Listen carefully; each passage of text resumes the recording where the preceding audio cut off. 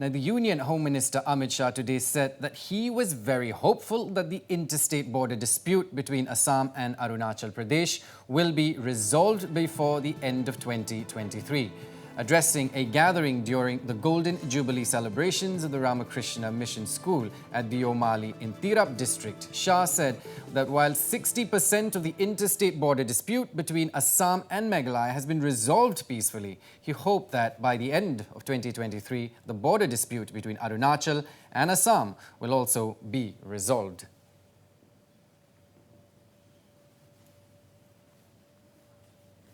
सालों से मेघालय और अरुणाचल की, अब मेघालय और असम की सीमाओं के बीच में जो समस्या थी, उसका भी 60% से ज्यादा डिस्प्यूट एरिया को आज शांति के साथ सुलझा दिया गया है। और मुझे आशा है अरुणाचल और असम की सीमाओं की समस्या भी 2023 के पहले इसका भी हमेशा के लिए हम समाधान ढूंढेंगे। Well, Home Minister Shah said that the Ministry of Home Affairs has prepared the agenda of development of the Northeast in 3 parts. Shah added that before Prime Minister Narendra Modi took over in 2014, there was no proper plan in place for the development of the Northeast. और मोदी जी ने 2014 से हमारे उत्तर पूर्व को अनेक समस्याओं से ग्रस्त नॉर्थ ईस्ट को बदलने का शुरुआत किया है। आज 2014 से 2022 की ये यात्रा में 8 साल में मोदी जी ने दिल्ली और नॉर्थ ईस्ट के बीच में जो अंतर था उसको समाप्त कर दिया। आज तक कोई भी प्रधानमंत्री 50 बार नॉर्थ ईस्ट में नहीं आया है। मोदी जी 8 साल में 50 से ज्यादा बार नॉर्थ ईस्ट के अलग अलग राज्यों की मुलाकात। आज तक किसी भी प्रधानमंत्री ने नई शिक्षा नीति के तहत, राष्ट्रीय शिक्षा नीति के तहत नॉर्थ ईस्ट की भाषाओं की चिंता नहीं की है।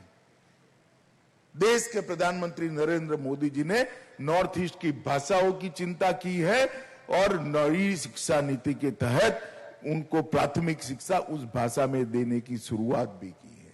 चाहे एयर कनेक्टिविटी से जोड़ना हो, चाहे रेल कनेक्टिविटी से जोड़ना हो, चाहे रोड कनेक्टिविटी से जोड़ना हो, हजारों लाखों करोड़ के इंफ्रास्ट्रक्चर के प्रोजेक्ट नॉर्थ ईस्ट के लिए देकर इस हिस्से को भारत के साथ एक आत्मीय लगाव खड़ा करने का काम देश के प्रधानमंत्री नरेंद्र मोदी जी ने किया है कि 8 साल के अंदर 9000 से ज्यादा युवा जो रास्ता भटक गए थे, हाथ में हथियार लेकर अपने ही देश के सामने युद्ध का ऐलान किए हुए थे, हथियार डालकर आज मुख्य धारा में सम्मिलित होकर भारत के विकास के लिए काम कर रहे हैं। हमारा मणिपुर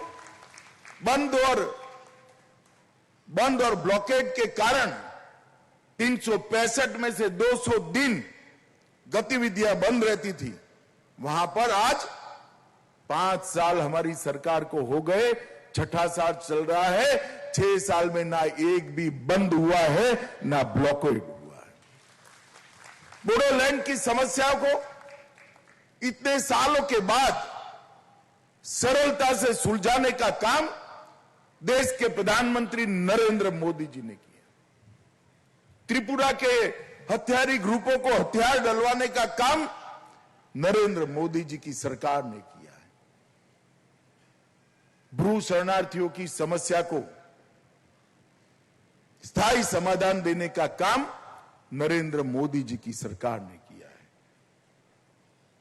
कार्बी जिलों का शांतिपूर्ण समाधान अभी गृह मंत्रालय में मेरी उपस्थिति में इसका समाधान ढूंढ लिया गया। Well, the Union Home Minister also lauded the indomitable spirit of the state of Arunachal, which has always upheld the Indian ethos even in the face of challenges. मित्रों, अरुणाचल एक ऐसा प्रदेश है जिसने कई संकट झेले, परंतु भारत के साथ अपना आत्मीय रिश्ता हमेशा के लिए बनाए रखा है। और इसलिए जब भी अरुणाचल आते हैं, यहां से एक ऊर्जा, और देशभक्ति के संस्कार लेकर ही वापिस जाते हैं। Well, Shah lauded the contribution of Ramakrishna Mission in the field of education and service to the society. मंदिर बनाना बहुत बड़ी बात है, बहुत पुण्य का काम है।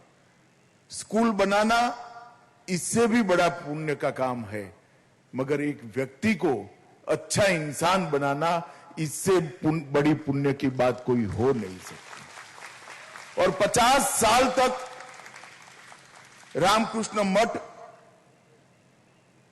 ने एक काम जहां पर कोई आ नहीं सकता, सोच नहीं सकता, उस जगह पर रहकर सातत्यपूर्ण तरीके से बिना थके, बिना हारे, अक्षय ऊर्जा कहां से मिलती है मैं समझ नहीं पाता। अक्षय ऊर्जा का स्रोत शायद परमहंस रामकृष्ण से प्राप्त करते हैं या चेतना के स्रोत, पूरे देश के लिए चेतना के स्रोत स्वामी विवेकानंद के उपदेशों से प्राप्त करते हैं। मगर अक्षय ऊर्जा के साथ 50 साल तक अक्षुण्ण रूप से इस सेवा के भाव को चालू रखने के लिए मैं रामकृष्ण मिशन के सभी सन्यासियों को करबद्ध प्रणाम कर मेरा धन्यवाद करना चाहता हूं।